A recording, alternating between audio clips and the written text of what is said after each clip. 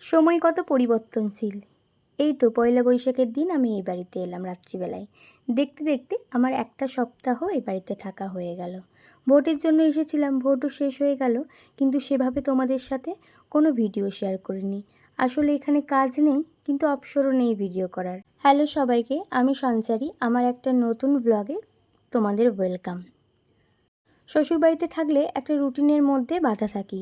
সকালে উঠে এই কাজগুলো আমাকে করতে হবে, তারপর স্নান করে আমাকে খেয়ে বেরোতে হবে। তাড়াহুড়ো করেই সকালটা শুরু হয়, কিন্তু এখানে তো সেই সকালটা তাড়াহুড়ো করে শুরু হয় না, শুরু করলেই হলো।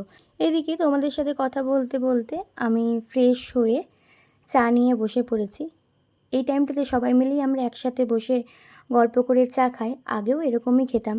বিয়ের আগে যখন কাজে যেতাম ওই 8:45 নাগাদ ঠিক ঘুম থেকে উঠতাম। মা ডাকতো, মানে শতবার ডেকে একবার ঘুম থেকে উঠতাম।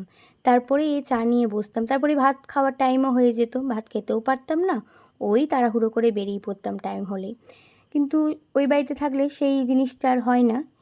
সব কিছুই পরিবর্তনশীল সময়ের সাথে সাথে। এই আমিটার আর আগের আমির মধ্যে অনেকটাই পার্থক্য। তারপর স্নান করে নিয়েছিলাম একটু বিছানাটা গুছিয়ে। আজ ভিডিওটা এই পর্যন্তই। আজ তবে আসি, পরের ভিডিওতে আবার দেখা হবে। ভিডিওটা ভালো লাগলে একটা লাইক, কমেন্ট, শেয়ার করে পাশে থাকবে। আর হ্যাঁ, ফলো করতে ভুলো না কিন্তু।